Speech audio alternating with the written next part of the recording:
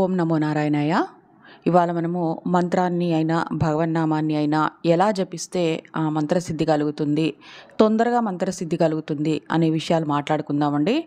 అంతేకాదు స్తోత్రం కూడా సిద్ధి కలుగుతుందండి. స్తోత్రానికి కూడా అది ఇదంతా ఏంటి అనేది, ఏ విధంగా జరుగుతుంది అనేది, ప్రాసెస్ ఎట్లా జరుగుతుంది, తొందరగా జరగాలంటే ఏం చేయాలనేది, ఈ విషయాలు కొన్ని నాకు తెలిసినవి నేను చెప్తాను అనమాట. అయితే ఒక మంత్రమైన భగవన్నామమైన సేమ్ వేలో సిద్ధి కలుగుతుందండి. అంటే మంత్ర జపమేమో ఒకవేళ గురుదీక్ష తీసుకొని మనము మాలతో మంత్రాన్ని జపిస్తేనే తొందరగా సిద్ధి కలుగుతుందా అని అంటే అట్లా ఏముండదండి. ఇది నా స్వానుభవంగా చెప్తున్నాను, నాకు ఎవరో చెప్పింది కాదు ఇది. చెప్తా కదా, నాకు ఎవరు గురువు లేరు, నేను నా స్వానుభవంగా చెప్తున్నాను అనమాట. అయితే ఈ భగవన్నామస్మరణకైతే ఎటువంటి రెస్ట్రిక్షన్స్ ఉండవు. కలికాలంలో అదొక మనకు వరం అని చెప్పుకోవచ్చు.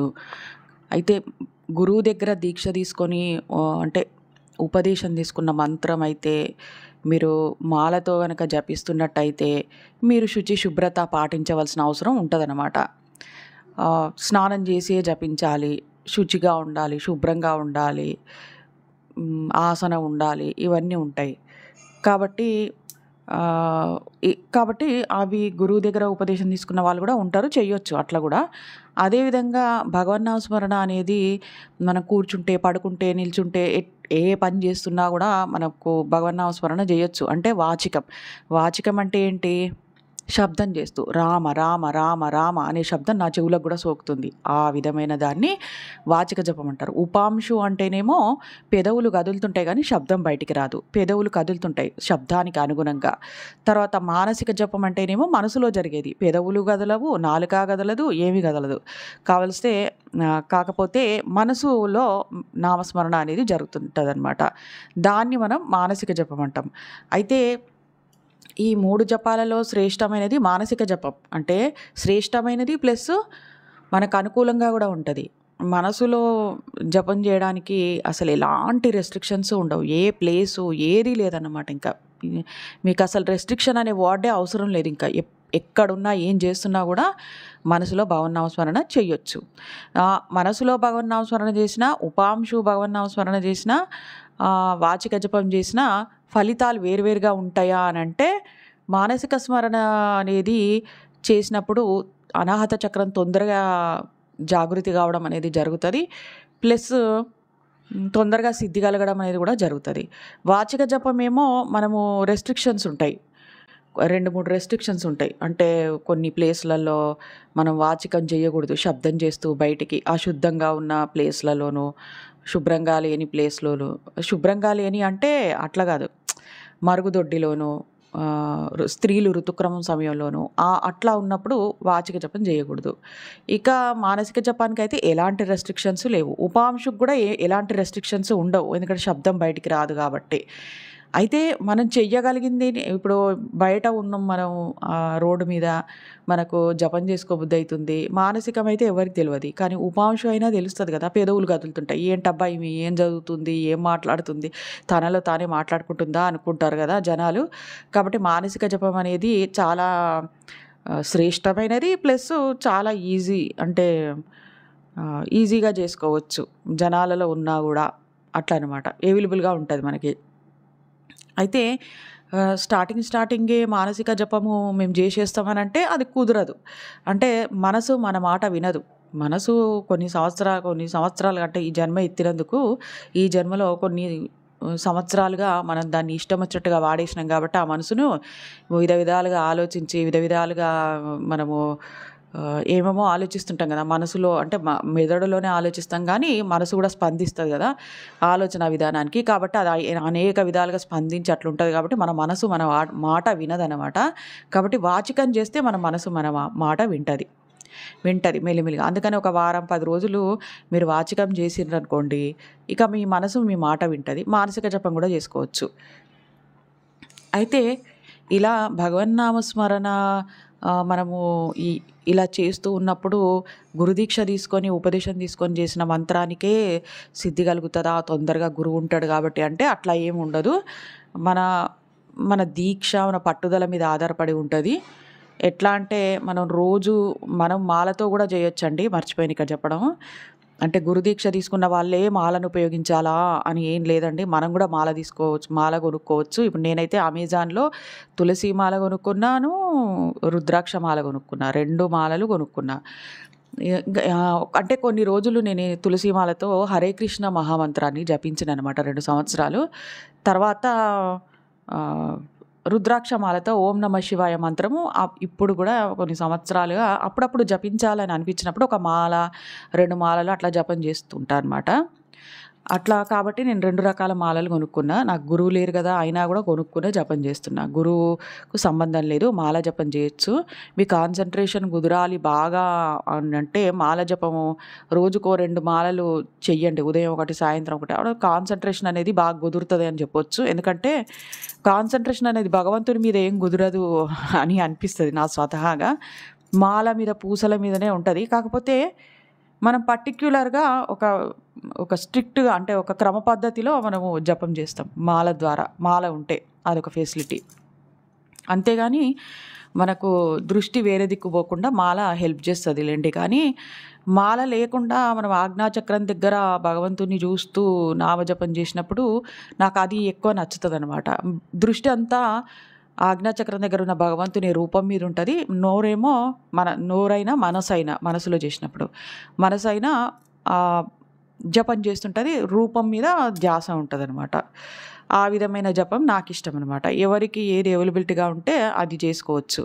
ఏది శ్రేష్టమైనది అంటే రూపధ్యానం చేస్తూ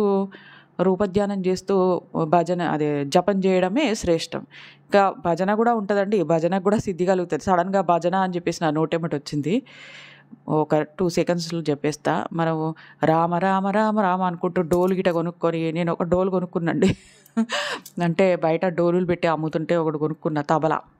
దాంతో గూడా అట్లా వాయించుకుంటూ హాయిగా రామనామమైన, హనుమాన్ నామమైన ఏదైనా గూడా జపంలాగా చేసుకుంటూ ఉంటే బాగా మంచిగా అనిపిస్తదనమాట. చప్పట్లు కొడుతూ కూడా చేస్తా అనమాట.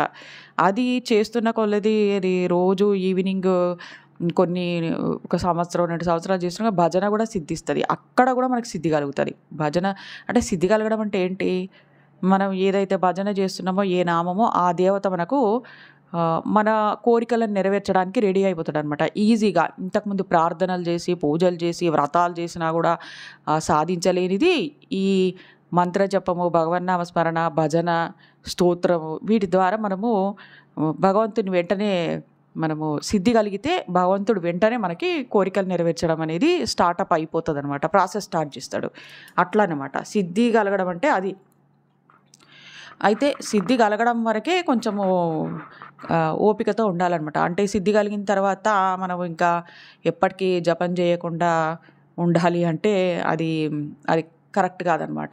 ఎప్పటికీ మనం భగవన్నామ స్మరణ, మంత్ర జపం చేసుకుంటూ ఉండాలి. శక్తి అనేది, ఎనర్జీ అనేది రిలీజ్ అవుతూ ఉంటది. ఎప్పటికప్పుడు మనకి ఖర్చవుతుంటది కదా! మన ఎనర్జీ. భగవత్ ఎనర్జీ కూడా మనకు ఖర్చవుతుంటది. మనం రాంగ్ ప్లేసెస్‌కి వెళ్ళినా, ఏమైనా నెగెటివ్ ప్లేసెస్‌కి వెళ్ళినా, రాంగ్ వ్యక్తులను కలిసినా మన ఆరా అనేది పాస్ అవుతూ ఉంటది. కాబట్టి ఖర్చవుతూ ఉంటది. మళ్ళీ మనం దాన్ని ఫుల్‌ఫిల్ చేసుకోవాల్సిందే. చూడండి మీరు ఆహ్, నిత్య పూజ అనేది కొన్ని రోజులు తరబడి జేసిర్రు. ఒక సంవత్సరం తరబడి జేసిండ్రు. ఇల్లు ఎలా ఉంటది నిత్య పూజ చేస్తే అనేది నేను వీడియో తయారు చేశాను. చాలా అద్భుతంగా ఉంటది. ఇంట్లో గూడా చాలా మార్పులు జరుగుతాయి. కాంతివంతంగా ఉండడం అదంతా ఎనర్జీ అనేది రిలీజ్ అవుతది కాబట్టి, అదే మీరు ఒక 6 నెలలు నిత్య పూజ చేయకుండా చూడండి. ఆహ్, అప్పుడుకి ఇప్పటికి డిఫరెన్స్ మీకు కనిపిస్తది. మన మనస్తత్వంలోనూ కూడా కనిపిస్తది. మనకు మనశ్శాంతిగా ఉంటది. నిత్య పూజ చేసి పూజ గదిలోంచి బయటకొచ్చినప్పుడు మన మొహం తేజస్సుతోని వెలిగిపోవడము, మన మనసు కూడా ప్రశాంతంగా అయిపోవడము, ఆహ్, మెదడు చురుగ్గా పనిచేయడము, ప్రశాంతంగా ఉన్నప్పుడు మెదడు చురుగ్గా పనిచేస్తది ఆటోమేటిక్‌గా. అవునా? అట్లా ఉంటాము. అదే నిత్య పూజ ఆపేసినామనుకోండి, అంతా ఏదో గందరగోళంగా అనిపిస్తది. అసలు చికాకుగుంటది, చిరాకుగుంటది ఇదంతా. అందుకనే ఎనర్జీ అనేది ఎప్పటికీ రిలీజ్ అవుతూనే ఉండాలి. చెయ్యాలి భక్తి సాధనలు. ఇట్లా సిద్ధి కలుగుతది. ఓకే. సిద్ధి కలిగిన తర్వాత గూడా మనం ఇంకా మహాసిద్ధి గూడా కలుగుతది. మహాసిద్ధి. ఇక దర్శనాలు ఆటోమేటిక్‌గా మన ముందరనే అవుతాయి. అంత మహాసిద్ధి. అయితే ఇలా సిద్ధి మరి తొందరగా కలగాలంటే మీరు కొంచెం ఎక్కువ సార్లు జపం చేయాల్సి ఉంటుంది. అది స్టార్టింగ్ స్టేజ్‌లో మనం ఎక్కువ సార్లు జపం చేయలేము. మనకు మనసు అనేది అలవాటు ఉండదు గదా! మనం లౌకికం సంసారంలో లౌకిక జీవుల మధ్యలో ఉండి మనకు చేయబుద్ధి గాదు. కాబట్టి ఏం చేయాలంటే స్లో ప్రాసెస్‌లో మెల్లిమెల్లిగా పెంచుకుంటూ వెళ్ళాలి గానీ, సడెన్‌గా నేను ఈరోజు 3 మాలలు చేస్తా. ఈరోజు నేనైతే సిద్ధి తొందరగా కలగాలి. సంఖ్య తొందరగా పెరిగి నాకు సిద్ధి కలిగి నాకు ఇంకా మిరాకిల్స్ నేను చూడాలి.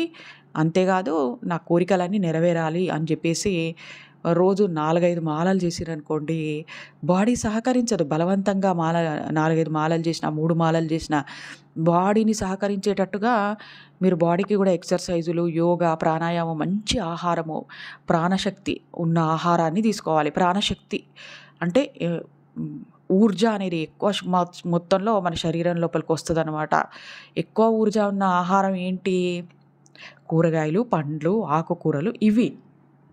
పిజ్జా, బర్గర్, బ్రెడ్డు, గుడ్డు ఇవి మటను, చికెను కాదు.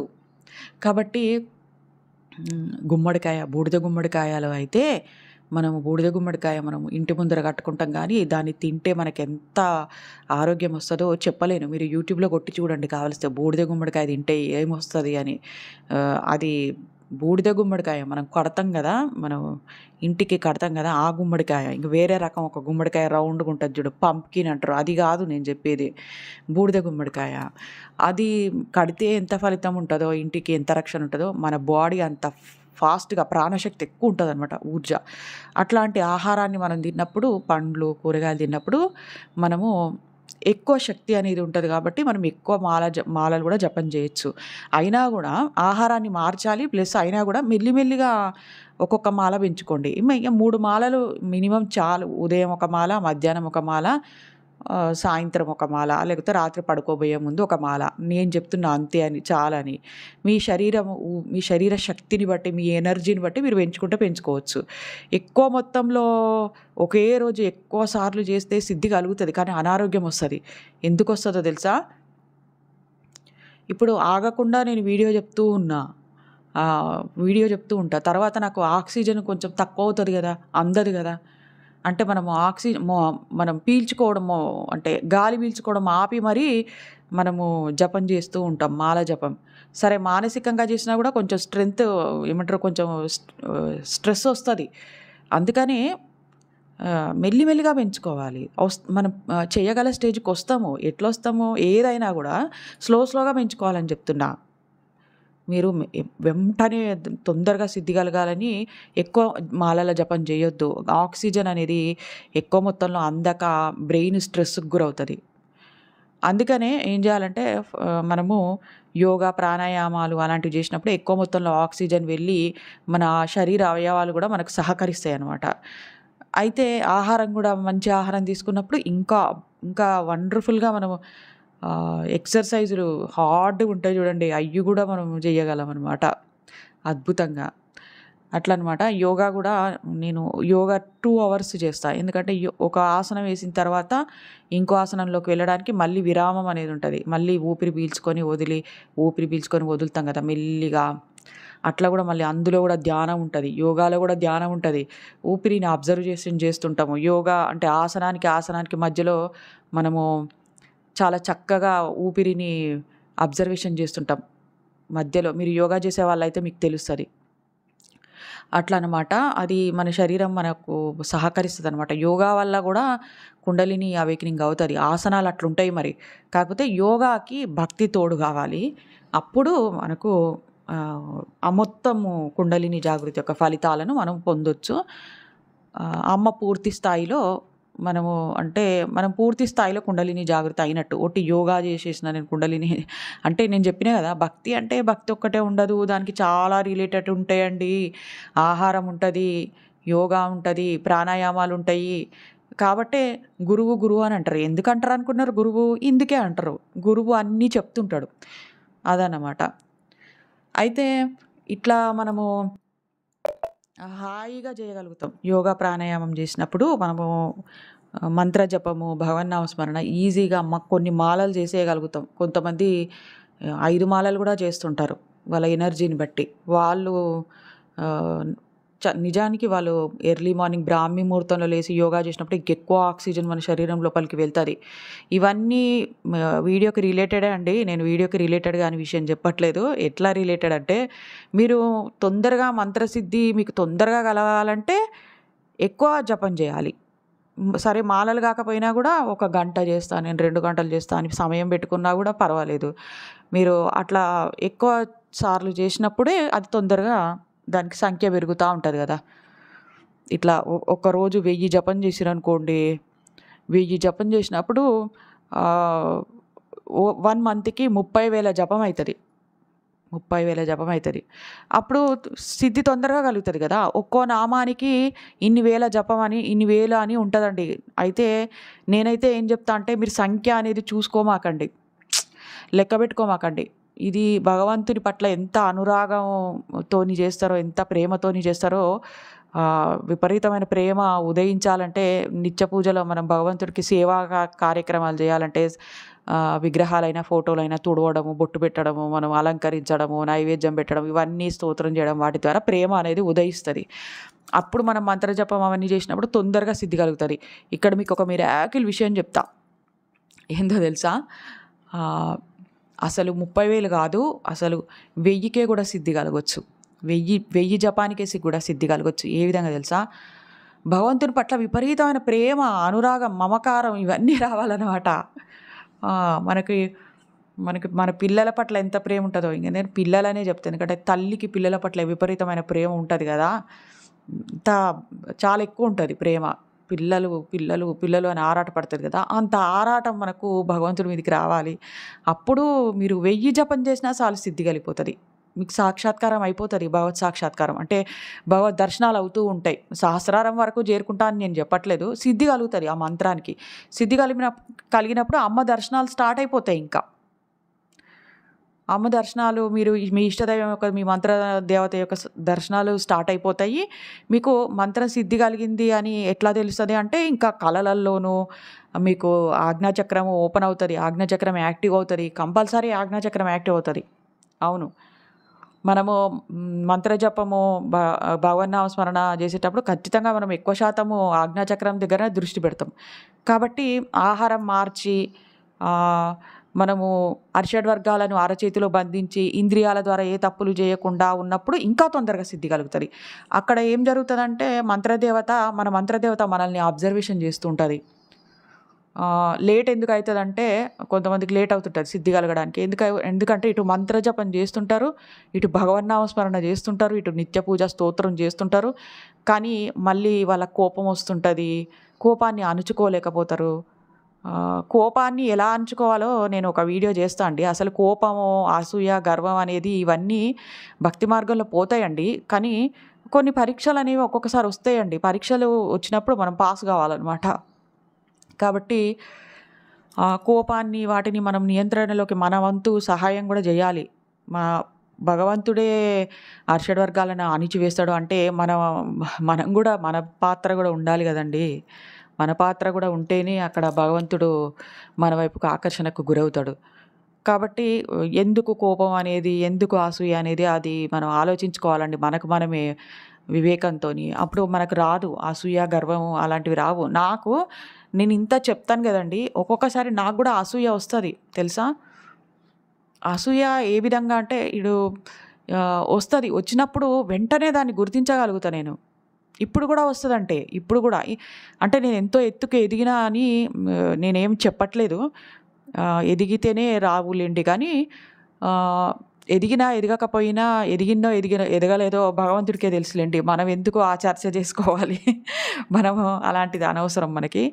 కాకపోతే నేను అరిషడ్వర్గాలను అణుచుకోగలను అనమాట. అదైతే నేను ఖచ్చితంగా చెప్పగలను. కానీ అయితే అప్పుడప్పుడు అసూయ వస్తుందండి. ఇప్పుడు ఉదాహరణకు చెప్పేస్తా. నాకు కడుపులో ఉంచుకోవడం, కుట్ర కుతంత్రాలు అంటే లోపల ఒకటి బయట ఒకటి మాట్లాడడం ఇష్టం ఉండదు. ఇది చెప్పేస్తా వినండి.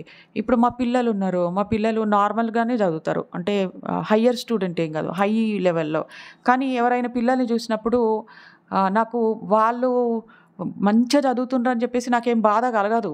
కాకపోతే మా పిల్లలు చదవట్లేదే అని బాధ కలుగుతుంది. అది కూడా అసూయనేమో అని అనుకుంటాం. కానీ అది అసూయ కాదులేండి. కానీ ఆ స్టేజ్‌లో ఆ లెవెల్ గూడా దాటిపోవాలండి.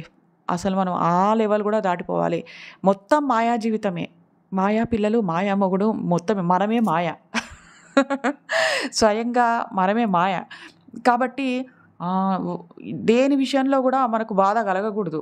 ఆ స్టేజ్‌కి రావాలి. ఇట్లా చిన్న చిన్న విషయాలలో స్మాల్ థింగ్స్ అది కూడా పిల్లల విషయంలోనే అట్లాంటివి ఒక్కొక్కసారి అయితది. మళ్ళీ వెంటనే నేను కవర్ అయిపోతా. ఎందుకంటే మాయని గుర్తించగలిగే స్టేజ్‌లో నేనున్నానని నేను చెప్పగలుగుతాను ఖచ్చితంగా బల్లగుద్ది. మాయ వస్తది మీదికి. కానీ గుర్తించగలిగి దాన్ని నిర్వీర్యం చేసేస్తా నేను. అప్పుడు అట్లా అనిపించినప్పుడు ఈ మాయా జీవితంలో కోటి కోటి జన్మలెత్తుతూ నేను ఎంతోమంది పిల్లల్ని కలిగి ఉన్న, ఎంతోమంది భర్తలు, ఎంతోమంది భార్యలను కలిగి ఉండొచ్చు. ఎందుకంటే పురుష జన్మలు గూడా ఎత్తాం గదా! కోటి తల్లుల కడుపున నేను పుట్టిన గదా! నేను. కోటి తండ్రుల కడుపున పుట్టిన గదా! నాకు కోటి అన్నదమ్ములు, కోటి మంది నాకు అక్క చెల్లెండ్లు, కోటి మంది బంధువులు. అందులో నేను ఈ జన్మలో ఉన్న పిల్లల గురించి చెప్తున్నా. ఈ పిల్లల గురించి నేనెందుకిట్లా ఫీలవుతున్నా, దేని గురించి ఫీల్ అవ్వాల్సిన అవసరం లేదు అని అనిపిస్తదనమాట నాకు. ఆ స్టేజ్‌కి నేనైతే వచ్చేసినా. కొంచెం మాయ అటాక్ అయినా వెంటనే గుర్తించగలుగుతా. నిర్వీర్యం చేసేస్తా అనమాట. అట్లా అనిపిస్తది. నాకైతే ఆ స్టేజ్‌కైతే నేనొచ్చిన. అట్లా అనిపించడము తప్పేం గాదు. అది అట్లా అనిపిస్తది. ఇంక మొత్తము మనం తెలుసుకున్నంక కర్మ సిద్ధాంతమైన ఆధ్యాత్మికత్వంలో కొన్ని అడుగులు, కొన్ని మెట్లు ఎక్కినంక మనకు అట్లనే అనిపిస్తది. అయితే మంత్రసిద్ధి అనేది ఇట్లా మనం అనుకుంటే ఇప్పుడు నేను చెప్పినట్టుగా అనుకున్నామనుకోండి, కోటి జన్మలు, కోటి ఇప్పటిదాకా అన్నా గదా! అట్లా అనుకుంటే అసలు మనకు కోపమే రాదు తెలుసా? ఎవరి మీద ఎందుకు కోపం? ఎవరి మీద ఎందుకు అసూయ? ఎవరి ప్రేమ మనకెందుకు? ఎవరి ప్రేమ మనకెందుకు? కోటి ఆత్మలతోని సంబంధం కలిగి ఉన్నాం. వాళ్ళందరూ ఎక్కడో పోయిండ్రు. వీళ్ళు గూడా ఎక్కడికో పోతారు. వీళ్ళ ప్రేమకు మనం ఎందుకు ఆశించాలి? ఈ ధనము, ధాన్యము ఇవన్నీ భోగభాగ్యాలు ఇవన్నీ మనతోని రానే రావు గదా! మొన్న మొన్న అంటే మొన్న గాదు. ఒక నెల, 2 నెలల క్రితం ఒక వీడియో అప్‌లోడ్ చేశాను. చూడామణి స్పిరిచ్యువల్ టాక్స్ ఛానెల్‌లో. ఆహ్, శాంతమ్మ అని ఆమె జన్మ జాలించిన తర్వాత పద్మావతిగా పుడతది. ఆమెకు చిన్న వయసు 2 ఇయర్స్ అప్పటినుంచే ఆమెకు పూర్వజన్మ జ్ఞాపకాలుంటాయి. ఈమెకు ఆరు ఆరుగురు పిల్లలనమాట. ఈ శాంతమ్మ జన్మలో ఆరుగురు పిల్లలు. ఈ పద్మావతికి చిన్నప్పటి నుంచే ఇంకా గుర్తొచ్చేస్తది. కానీ ఈ పద్మావతి పెద్దగా అయితుంటే గూడా మొత్తం అన్నీ గుర్తే ఉంటాయి. మొత్తం టోటల్‌గా పిల్లల ఆ జన్మ మొత్తం గుర్తుంటది మీకు. ఎక్కడెక్కడో అక్కడక్కడ గాదు. మొత్తం ఆమె ప్లేసెస్ అవన్నీ చెప్పి గూడా ఇంకా పెద్దయితుంటే తీసుకెళ్ళిపోతది. అంటే పెద్దయితుంటే అంటే మొత్తం పెద్దగా గాదు. 6 ఇయర్స్ అమ్మాయి కాగానే భర్తను కలుస్తది. ఆ పూర్వజన్మ భర్తను కలుస్తది. పూర్వజన్మ పిల్లల్ని కలుస్తది ఆమె. ఆమెకంటే పెద్ద పిల్లలు ఈమెను ఎత్తుకొని ఫోటో దిగిండ్రు. చాలా గూస్ బంప్స్ ఒస్తాయి. అట్లా మరి ఈమె వెళ్ళి శాంతమ్మ జన్మలో ఉన్నప్పుడు ఆమెకు కొన్ని 7 వారాల నగలున్నాయనుకోండి ఆమెకి 7 వారాల నగలు, ఆమెకు పట్టు చీరలు అవన్నీ ఇయ్యమంటే ఇస్తరా? వాళ్ళు శాంతమ్మ కుటుంబ సభ్యులు ఇస్తారా ఈ పద్మావతికి? ఆమె గదా ఈమె. శాంతమ్మే పద్మావతిగా జన్మించింది గదా! ఇస్తారా చెప్పండి? ఆమె పేరు మీద ఏమన్నా ఆస్తులుంటే ఈ పద్మావతికి ఇస్తారా? ఇవ్వలేదు. ఒకసారి వాళ్ళ ఇంటర్వ్యూ చూసినాలెండి నేను. ఆస్తుల విషయంలో ఏది లేదు. ఆమెనే మేము ఇక్కడనే ఒక్క అనా పైసా గూడా ఏమి ఇవ్వలేదండి. అట్లాంటిదేం లేదు అని వాళ్ళు ఇంటర్వ్యూలో గూడా చెప్పిరనమాట. పద్మావతి చెప్పింది. అట్లా ఇస్తారా? ఇవ్వరసలకి. అంటే ఈమె ఆత్మ, ఈ పద్మావతి ఆత్మ ఒకటే శాంతమ్మ. కానీ ఆస్తులొచ్చినాయా? ఆఖరికి పూర్వజన్మ గుర్తొచ్చినా గూడా ఇవ్వలేదు. మరి అలాంటి ఆస్తుల కోసం ఎందుకు ఈ జన్మలో ఏడుపు, బాధ, కష్టాలు దేవుడా! ఆస్తి గావాలి, అంతస్తు గావాలి, బిల్డింగ్ కట్టాలి ఏది రాదు. ఏది రాదు. ఆత్మ ఏది మోసుకపోదు. అట్లాంటప్పుడు మనకు కోపం ఇవన్నీ ఆలోచన, గ్రహణ శక్తి వచ్చినప్పుడు ఎవ్వరి మీద కోపం రాదు. ఎవరు తిట్టినా గూడా మనకు వాళ్ళ మీద కోపం రాదు. వాళ్ళను శాపనార్థాలు పెట్టము. ఆహ్, ఏవి అసలు స్పందించం. నన్నడిగితే అసలు స్పందించం ఇంక దేనికి. దీన్నే వైరాగ్యం అంటారింక. అయితే ఈ స్టేజ్‌కు వచ్చినప్పుడు అనను గానీ, మీరు మంత్రజపము ఆహ్, మంత్రసిద్ధి తొందరగా కలగాలంటే మీరైతే అరిషడ్ వర్గాలనైతే అదుపులో ఉంచుకోవడం అవసరం. అయితే తర్వాత మీకు మంత్రసిద్ధి కలుగుతుందనంగా వాక్సిద్ధి వస్తది. మీకు మాట్లాడిన మాట ప్రతి మాట నిజమవుతది. మీరు ఏ మంత్రమైతే సిద్ధి కలిగిందో ఆ మంత్రముని ఉపయోగించి మీరు నీటిని అయినా వస్తువునైనా దాన్ని శక్తివంతం చేయగలుగుతారు.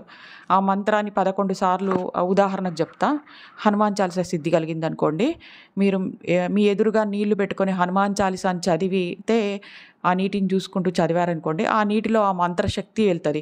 ఆ నీటిని మీరు ఎవరైనా అనారోగ్యంతో ఉంటే మీ ఇంట్లో మీరు టెస్ట్ చేసి చూడండి. అనారోగ్యంతో ఉంటే ఆ నీటిని తాగించండి. రోజుకు 3 సార్లు, 3 సార్లు హనుమాన్ చాలీసా చేసి వెంటనే క్యూర్ అవుతారు వాళ్ళు. వెంటనే అతిపెద్ద రోగం ఉన్న వాళ్ళకి కూడా ఈ విధంగా మీరు సిద్ధి కలిగిన మంత్రంతోని వాళ్ళను అనారోగ్యం నుంచి క్యూర్ చేయగలరు. అంతెందుకు మీరే మంత్రాన్ని జపించి కూడా మీరే ఆ వాటర్‌ని తాగొచ్చు. మీకేమైనా అనారోగ్యం ఉన్నప్పుడు కూడా. అంతేకాదు హనుమాన్ చాలీసా సిద్ధి అనేది కలిగిందండి. లలితా సహస్రనామ సిద్ధి కూడా కలిగిందనే చెప్పొచ్చు. 8 సంవత్సరాలు లలితా సహస్రనామాలు చదివితే సిద్ధి కలగదా? అందుకని అమ్మవారు సాక్షాత్తు నాకు దర్శనాలిచ్చేది. అయితే ఇప్పుడు హనుమాన్ చాలీసా సిద్ధి కలిగింది కాబట్టి చిన్న స్తోత్రం కాబట్టి నేను నార్మల్‌గా ఏ వాటర్ ఏమి పెట్టుకోను. సడెన్‌గా నాకు అనారోగ్యం ఏదైనా వచ్చిందనుకోండి, ఆటో ఇమ్యూన్ డిసీజ్ ఉంది నాకు.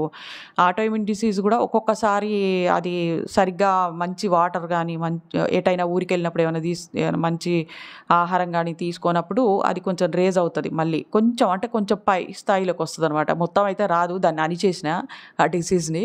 వచ్చినప్పుడు వెంటనే నేను బెడ్ మీద పడుకోనైనా గూడా మానసికంగా మనసులో హనుమాన్ చాలీసా చదివేస్తా. ఏకంగా మాట్లాడితే మానసిక పూజ గూడా చేస్తా. మానసికంగా హనుమంతునికి పూలమాలలేయడము, సింధూరం పోయడము, సశరీరంతో ఉన్న హనుమంతుడిని ఊహించేసుకొని సశరీరం బొమ్మ గాదు, విగ్రహం గాదు. అప్పాల మాలేసి ఇంకా ఒక అప్పా తినిపిస్తా గూడా, ప్రసాదం తినిపిస్తా గూడా అట్లా ఊహించుకుంటా అనమాట. హనుమాన్ చాలీసా చదువుతా. వెంటనే నాకు సెకండ్ డే నుంచే అసలు ఈవినింగ్ నుంచే మార్నింగ్ చదివాననుకో ఇట్లా చేసినాక ఈవినింగ్ నుంచే నాకు తేడా తెలుస్తదనమాట ఆరోగ్యంలో. కొంచెం యాక్టివ్‌నెస్ వస్తది. అందులో మనకు భగవంతుడు ఎట్లా సహాయం చేస్తాడంటే, మనకు తినకూడని వస్తువు ఏదైనా ఉందనుకోండి, దాన్ని తినకుండా మనల్ని కాపాడుతుంటాడు. మనకు జిహ్వచాపల్యం రాకుండా భగవంతుడు హెల్ప్ చేస్తుంటాడు. మనకు అనారోగ్యాలని నివారణ కావడానికి ప్లస్ అలాంటివి అనారోగ్యాలు వచ్చేవి ఏమైనా తినాలని అనిపించినా కూడా మనకు జిహ్వచాపల్యం అనేది నశిస్తది కాబట్టి మనము తినము. ప్లస్ ఒకవేళ అనిపించినా దాన్ని నిర్వీర్యం చేస్తుంటాడు. అంటే ఇప్పుడు సిద్ధి కలిగినప్పుడు బాడీగార్డ్ లాగా అయిపోతాడు. భగవంతుడు మన వెనకాలనే ఉంటాడు అని చెప్పను. మన చుట్టూ ఉంటాడని చెప్తా. మన చుట్టూ ఉండి మనకు ఒక రక్షణ కవచంలాగా ఉంటాడనమాట. అన్ని మంత్ర, తంత్ర ప్రయోగాలు ఎవరైనా చేసినా గూడా మన సిద్ధి దేవత మన వెనకాలనే ఉండి మనల్ని కాపాడుతూ ఉంటది. ఇట్లా నిత్య పూజ ద్వారా గూడా సిద్ధి కలిగినప్పుడు ఇదే విధంగా జరుగుతది. అట్లనమాట. మీకు తొందరగా సిద్ధి కలగాలంటే నేను చెప్పినట్టు చేయండి. అరిషడ్ వర్గాల నియంత్రణ, ఇంద్రియ నిగ్రహము, యోగా, ప్రాణాయామము, అట్‌లీస్ట్ వాకింగు, ఇంకా ఇంకా భూతదయ గూడా కలిగి ఉండాలి. ఇవన్నీ వాటంతట అవే వస్తాయండి. మనము స్పెషల్‌గా మన మనసులో ఒక కుక్కకి అన్నం పెట్టాలని లేదు. అబ్బా! ఈ కుక్క కోడన్నం పెడతాడు. అయ్యో! లేదు మంత్రసిద్ధి కలగాలంట నేనైతే కుక్కకి అన్నం పెడతా. పక్షికి అన్నం పెడతా అని చెప్పేసి మీ మనసులో లేదు. అయినా గూడా మనము పెడితే తప్పేం లేదు. అట్లా పెట్టి గూడా మనకు అలవాటయితది. కాబట్టి అట్లేం బాధ లేదులే.